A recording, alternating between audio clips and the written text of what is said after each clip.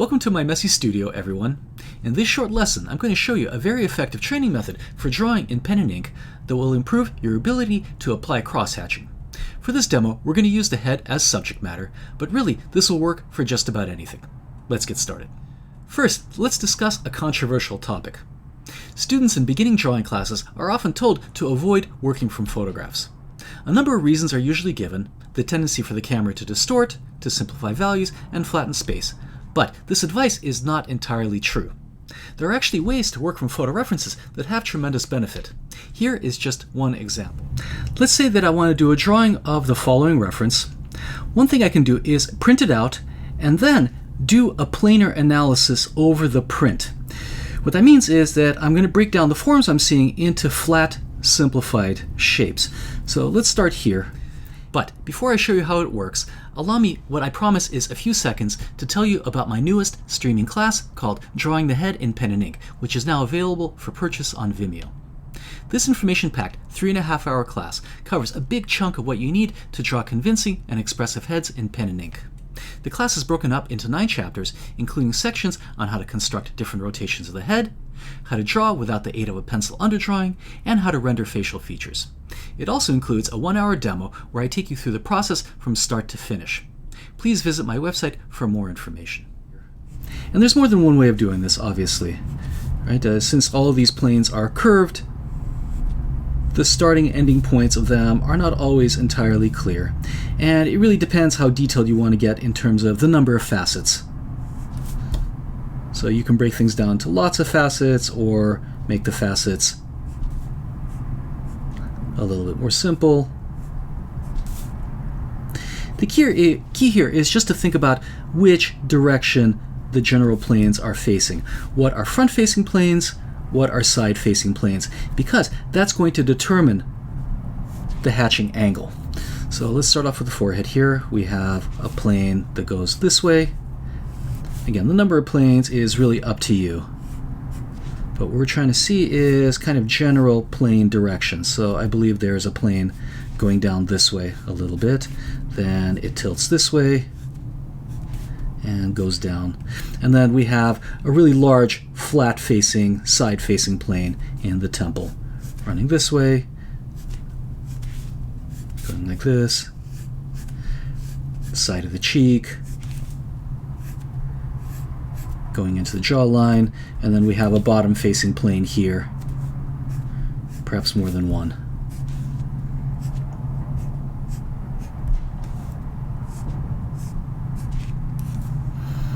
We have a series of different planes here. Again, the key here is just to think about, this probably goes this way, like this.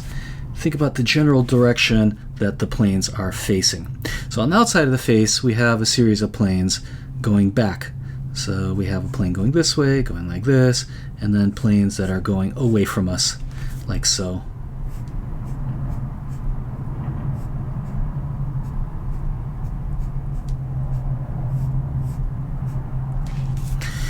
And once you've done the planar analysis, then you can go in with a pen and try getting the hatching direction. So the key to keep in mind, the thing to keep in mind, is that side-facing planes, so let's say we're drawing a simple cube here, should receive hatching angles that are a little bit more vertical. So things that are more than 45 degrees. So you go this way, or we can do even a vertical hatch. The average of the hatch angles should be closer to 90 degrees. On front-facing planes, the hatch angles should be roughly 45 degrees, a little bit below that, a little bit above that, but at about 45 degrees. And for top and bottom-facing angles, the hatch angles overall should be flatter. So it could be perfectly horizontal or something like this, 15 degrees or so. So what I'm going to do now is think about which direction the planes are facing and see if I can apply hatching at the appropriate angle. So we have a temple, side-facing plane, vertical hatching, or close to vertical, right? Here we start seeing a plane shift, so it starts going into something that's a little bit more forward-facing. Hatching angle needs to flatten out a little bit. Right? And then we have a number of choices. So here we have things that are almost entirely front facing, but also jutting forward, so also a little bit bottom facing. So we might choose to flatten out the hatch angle even more, this way and this way, until we hit the side facing plane of the nose. So here we might choose a more vertical hatch angle.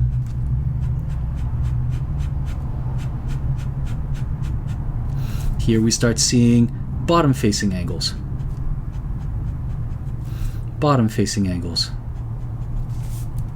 So doing this planar analysis allows us to work out the general direction of the hatch angles. And then what you can do as a next step is you can print out another copy and see if you can hatch over the print using the planar analysis with the hatching as a guide. So now I'm thinking about curving my angles. Curving my angles.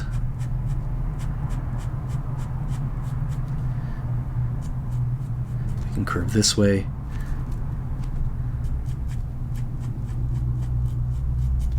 And here we need to start seeing more bottom facing hatch marks.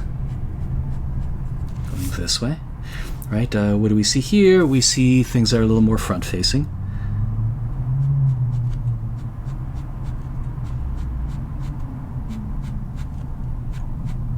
When you print your image, it helps to adjust it so that it prints a little bit lighter. That's going to allow you to see the strokes a little bit more effectively. And we can even apply a coarse shadow. So here we might curve the coarse shadow a little bit this way. Right? We're still generally applying hatching at more vertical angles. Right here, perhaps the coarse shadow needs to wrap around a little bit, become a little more horizontal. Right? Again, it's all about the combination of strokes. Right? The general combination of angles. They need to be consistent with the planes being represented. Right? So here we have steeper angles because we have a temple. And things are turning a little bit this way towards more front-facing planes.